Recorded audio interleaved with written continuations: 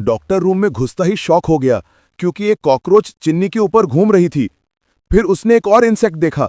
उसे बुरा शक हुआ और उसने चिन्नी को पलटकर चेक किया और देखकर डर गया कि चिन्नी का पूरा बैग क्रीपी इंसेक्ट से भरा हुआ था। अगले ही सेकंड इंसेक्ट्स उस पर हमला करने लगे। वो चिल्लाया, पर सब एक हेलुसिनेशन निकला। पर डॉक्टर इतना डर गया था कि वापस घर में कदम रखने से मना कर दिया। उस दिन के बाद से घर में अजीबोगरीब पैरानॉर्मल एक्टिविटीज बढ़ने लगी। रात के अंधेरे में बेडरूम की दहलीज पर एक अजीब सा अनजान साया नजर आया।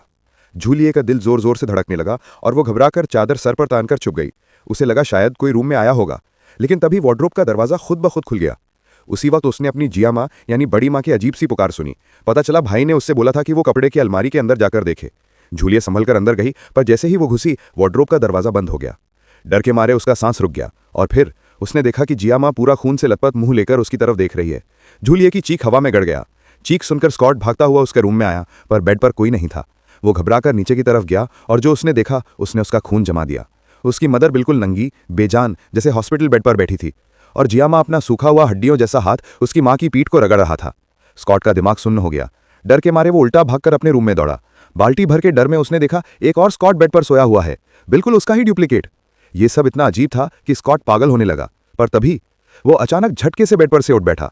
सांस फूल रही थी, पूरा रूम ठीक ठाक। जिया माँ बेड के पास खड़ी थी पर बिल्कुल नॉर्मल। फिर उसने बंदूक उठाई और उसके सामने खुद को गोली मार दी। स्कॉट चीख कर जाग गया। ये सब एक सपने के अंदर का सपना था। सुबह हुई। स्कॉट की बहन एक स्पेशल डिवाइस लाई, एक आई ट्रैकिंग कम्युनिकेशन मशीन, जिससे उनका सालों से पैरालाइज भाई जिया माँ थोड़ा बहुत टाइप करके बात कर सकता था। पहले दफा उसके भाई को फिर से जिंदा जैसे देखकर स्कॉट रो पड़ा। इतना इमोशनल था कि उसने पिछले कुछ दिन के सारे अजीब इंसिडेंट्स को इग्नोर कर दिया। पर रात को वही हड्डियों जैसा पतला जिया माँ उसके रूम के बाहर दोबारा नजर आया। इस बार स्कॉट को 100% यकीन हो गया कि कोई था, कोई उन्हें देख रहा है।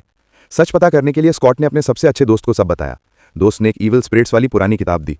उसमें लिखा था उनके घर के नीचे रेड रूम में एक शैतानी रूह बंद की गई थी। हर 40 साल में एक बार वो जागती है।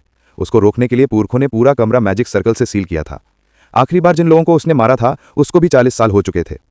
दोस्त ने डाउट किया, शायद तुम्हारा पैरालाइज भाई जो अचानक होश में आया वो तुम्हारा भाई नहीं, उसमें उस शैतानी रूह ने घुसपैठ कर ली है। सच जानने के लिए स्कॉट रात को अकेला भाई के रूम में गया, ताकि एक ऐसी चीज चुराने के लिए जो पास में ही पड़ी थी, सोने की माला। स्कॉट को अब सब कुछ समझ आ चुका था। सच सामने था। उसने कभी इमेजिन भी नहीं किया था कि क्रिस सिर्फ अपनी पोजीशन एक्सेप्ट करेगा नहीं, बल्कि अपने मेडिकल डिवाइस पर हेल्प का सिग्नल तक छोड़ जाएगा। What can I do to stop it? How can I help you? Scott ने रूह कंपाने वाली आवाज में पूछा। क्रिस की आवाज बिल्कुल बदली हुई थी और उसने सल्यूशन दिया, मुझे मार दो, सिर्फ तभी मैं आजाद हो पाऊंगा। स्कॉट के पैर थर्रा गए, दिल टूट गया, लेकिन जब क्रिस ने आंसू